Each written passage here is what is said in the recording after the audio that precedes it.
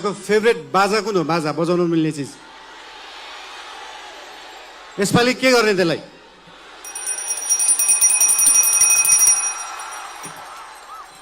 अघि प्लेनबाट ल्यान्डिङ गर्दा गर्दा एउटा कुरा नोटिस गरिरहेको थिएँ। यहाँनिर चितवनमा छतमाथि चाहिँ यस्तो जस्ता राख्ने चलन रहेछ है। सबका सब निलो जिस्काउनलाई राखे जस्तो। कसलाई जिस्काउनु भएको त्यसरी? त्यो निलो छानाले चाहिँ त्यो छतलाई मक्किनबाट जोगाउँदो रहेछ क्या, राष्ट्रिय स्वतन्त्र पार्टी जस्तै।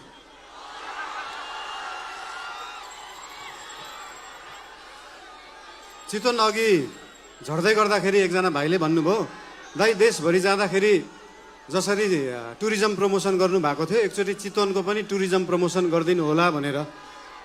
मैले भने मेसीलाई फुटबल खेल्न सिकाउनु पर्छ, रोनाल्डोलाई फुटबल खेल्न सिकाउनु पर्छ। हाम्रो चितवनका हाम्रा थारू समुदायमा भएका होमस्टेहरू रिसोर्टहरूमा देख्न सकिन्छ कि यहाँको उत्पादन, यहाँको लुगा, यहाँको म्युजिक, यहाँको खानेकुरालाई कसरी उहाँहरूले टुरिज्म प्रमोसनको लागि उहाँहरूले विश्वमा चिनाउनु भएको छ। त्यो हेर्दाखेरि चितवनले चाहिँ देशलाई टुरिज्म प्रमोसन सिकाउनुपर्छ। घरमा खाने आफ्नो लोकल खाना, आफ्नो लोकल परिकार घरमा खाने, त्यो लोकल परिकारलाई एउटा इन्टरनेसनल क्युजाइनको रूपमा उहाँहरूले प्रस्तुत गर्न सक्नु भएको छ। त्यो पुरै देशले सिक्न जरुरी छ।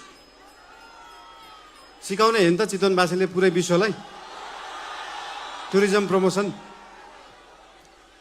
राम्रो कुराहरू यहाँको ठाउँहरूको धेरै छन्। एउटा समस्या रहेछ यहाँ, हरेक वर्ष न्युजमा देख्न पाइन्छ किसानले बाटोमा दुध पोखाएको, तरकारी फालेको। त्यो के रहेछ भन्दाखेरि किसानले सही बजार नपाएको, किसानले सही मूल्य नपाएको एउटा समस्या रहेछ।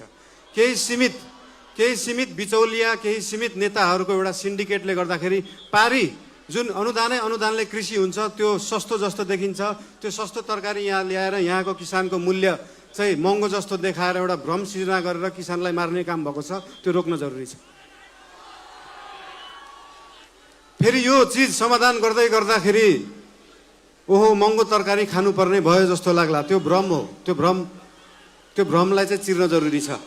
नेपालमै उत्पादन भएको सस्तो बिजुलीलाई नेपालकै सस्तो कोल्ड स्टोरमा सिजनको बेला जुन बेला तरकारी सस्तो हुन्छ त्यो बेला स्टोर गरेर राखियो भने भोलि महँगी हुने सिजनमा सेम मूल्यमा बेच्न सकिन्छ। किसानले पनि मूल्य पाउँछ, खाने मान्छेले पनि सस्तोमा तरकारी किन्न सक्छ। त्यो गर्न चाहन्छौँ हामी। तपाईहरूले याद गर्नु भएको छ देशभरि जुन लामो दूरीको यातायात ट्रकहरूमा नारायणी लेखा हुन्छ, याद गर्नु भएको छ नम्बर प्लेट।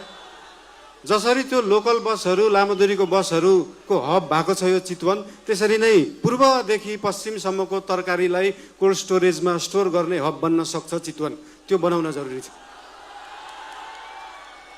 देशवासीलाई आफ्नै तरकारी खुवाउन जरुरी छ र किसानलाई सही मूल्य दिन जरुरी छ।